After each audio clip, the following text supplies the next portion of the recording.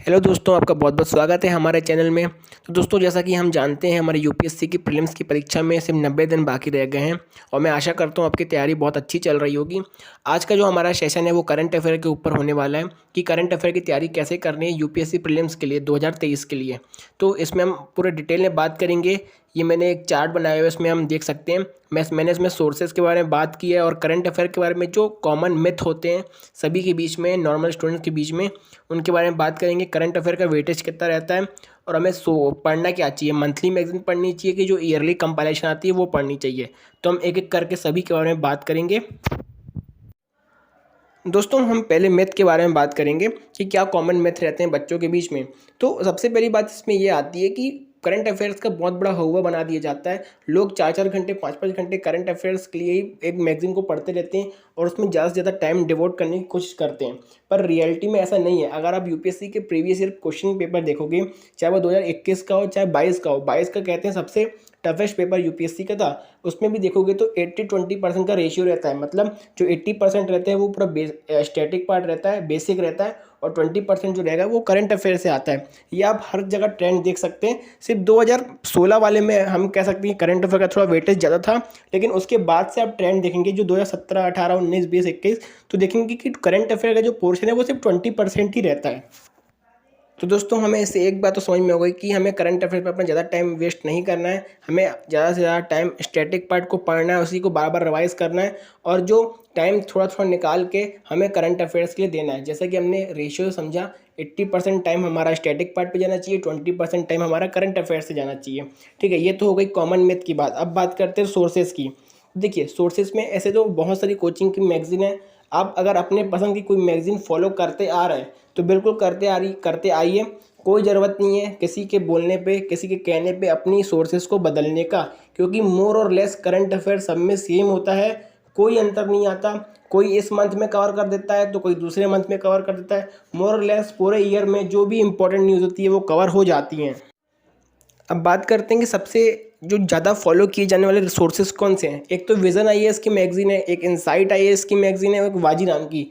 मैं पर्सनली बता रहा हूँ, मैं तो विज़न आईएएस की मैगजीन फॉलो करता हूँ, और अगर मेरे को रिकमेंड करना हो आपको तो मैं विज़न आईएएस की करूँगा। पर मैं फिर कह रहा हूँ, किसी की बात को ब्लाइंडली फॉलो नहीं करना चाहिए।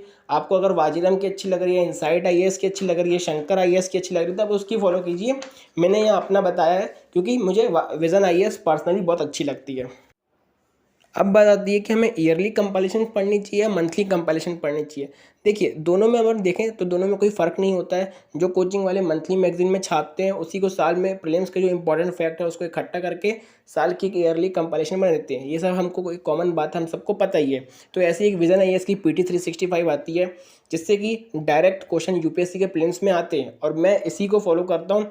अगर मैं आपको रिकमेंड करना चाहूँगा, अगर मेरी एडवाइस है, तो आपको बिल्कुल पीटी 365 को फॉलो करना चाहिए, क्योंकि इस बात का मैं आपको भी प्रूफ देता हूँ कि कैसे क्वेश्चन पीटी 365 से डायरेक्टली पेपर में आते हैं।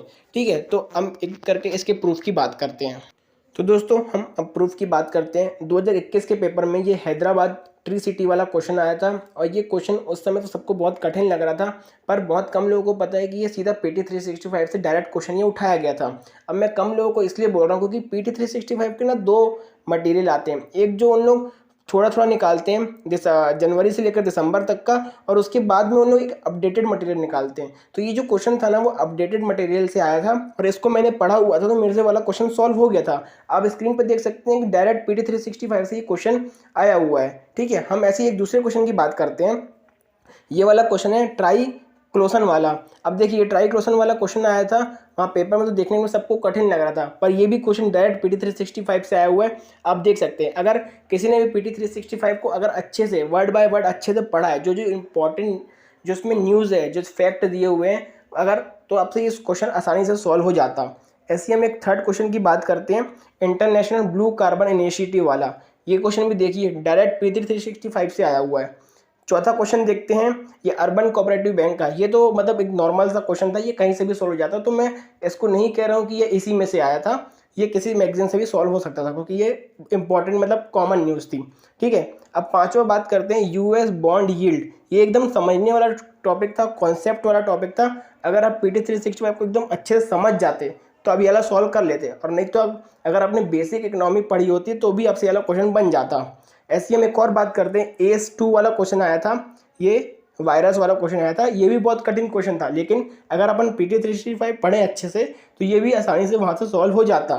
तो दोस्तों मैंने आपको यहाँ पर अभी प्रूफ देने की कोशिश की कि कैसे PT 365 से डायरेक्ट क्वेश्चन आ रहे हैं, इसलिए मैं पर्सनली इस मैगजीन को रिकमेंड करता हूँ और मैं खुद भी इस मैगजीन को पढ़ता हूँ।